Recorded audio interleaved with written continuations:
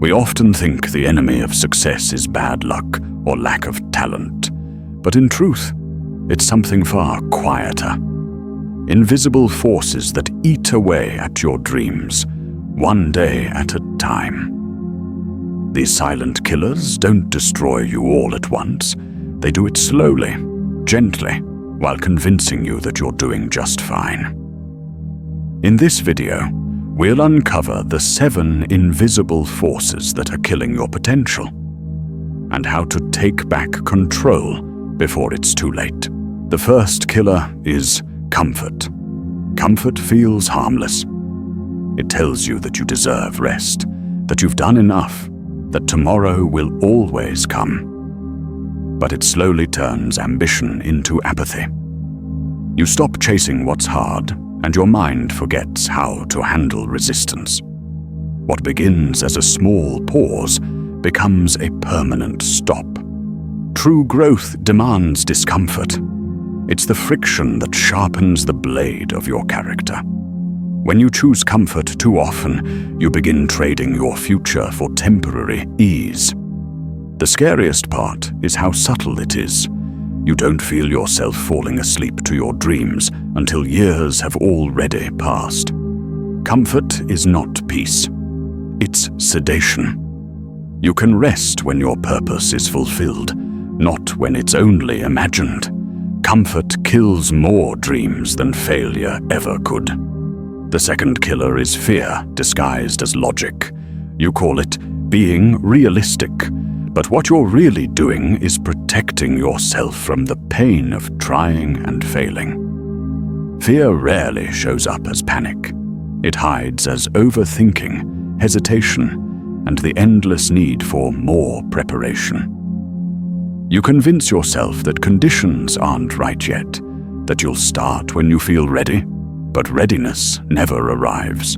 The mind creates safety by creating distance between you and your potential. Every decision postponed is an opportunity buried. The truth is, fear will always exist. Courage simply means acting while afraid. Logical fear sounds mature, but it's often just intelligent avoidance.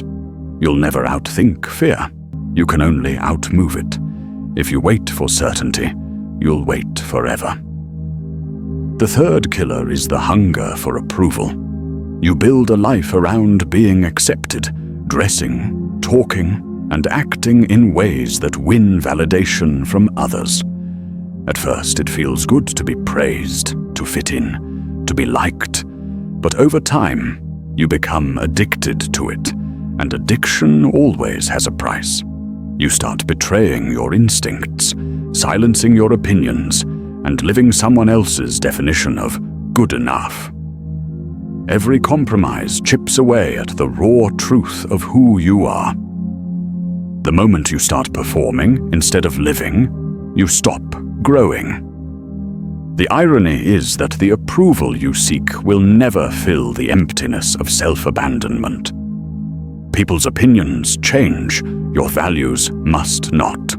When you stop seeking to be liked, you start becoming respected. The fourth killer is procrastination, the most seductive illusion in the world. It tells you that there's still time, that you can always begin tomorrow. You confuse intention with action, thinking that wanting something badly enough will somehow make it real. But procrastination feeds on this illusion. It keeps you busy with the idea of progress instead of progress itself. Every time you delay, you reinforce the belief that it's okay to wait. The more you wait, the harder it becomes to start. The harder it becomes to start, the smaller your belief in yourself becomes. Momentum dies quietly, not with resistance, but with silence. You don't lose your dreams in one moment. You lose them in 1,000 small hesitations. Every later is a brick in the wall separating you from your potential. Discipline is the cure for delay. Start before you feel ready.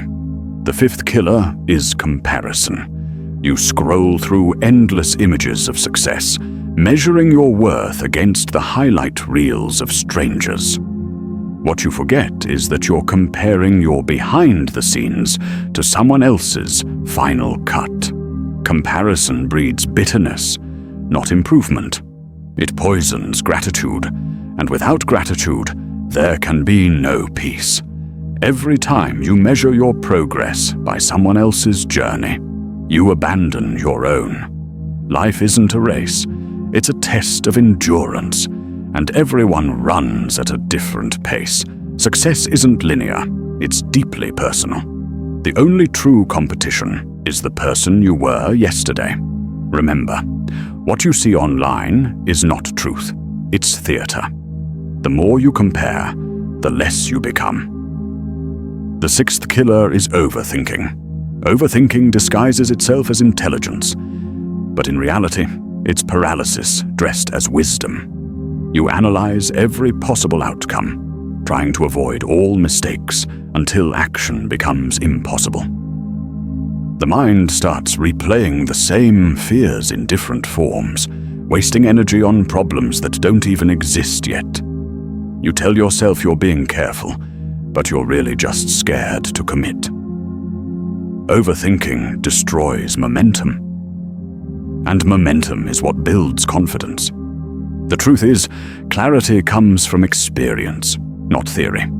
You'll never think your way into the perfect decision. You'll only discover it by doing. Every great life is built on imperfect steps. Stop analyzing so much. Do one thing and learn from it. The seventh killer is doubt. It starts small. A single whisper questioning your worth. But if you feed it, it grows into a storm that consumes every idea, every effort, every dream. Doubt doesn't need to be loud to be destructive. It just needs to be consistent. You start thinking you're not talented enough, not smart enough, not ready enough. And soon, that thought becomes your reality. The truth is, no one feels ready. Everyone who ever achieved something great fought that same voice, but they acted anyway. Doubt is the mind's way of testing how serious you are. You can't destroy it, but you can walk past it. The antidote to doubt isn't faith, it's action. The eighth killer is distraction. Every ping, every scroll, every useless argument online steals fragments of your attention. And attention is life. We live in an age where focus is rarer than talent. You can't build depth while living at surface level. The more you consume, the less you create. The more you react, the less you think. Every time you escape into the comfort of dopamine, you weaken your ability to stay still with your purpose. The modern world doesn't need to destroy your dreams. It just needs to distract you from them long enough. Protect your mind like a fortress. Where your attention goes, your future grows. The ninth killer is negative self-talk. You speak to yourself in ways you'd never speak to someone you love. You replay your failures like they define you, and you minimize your victories as if they don't matter. But the words you repeat shape your identity. And identity drives behavior. Every "I can't" becomes a self-fulfilling prophecy. The brain believes what it hears most often, especially when it's your own voice saying it. If you want to change your life, you must first change your language.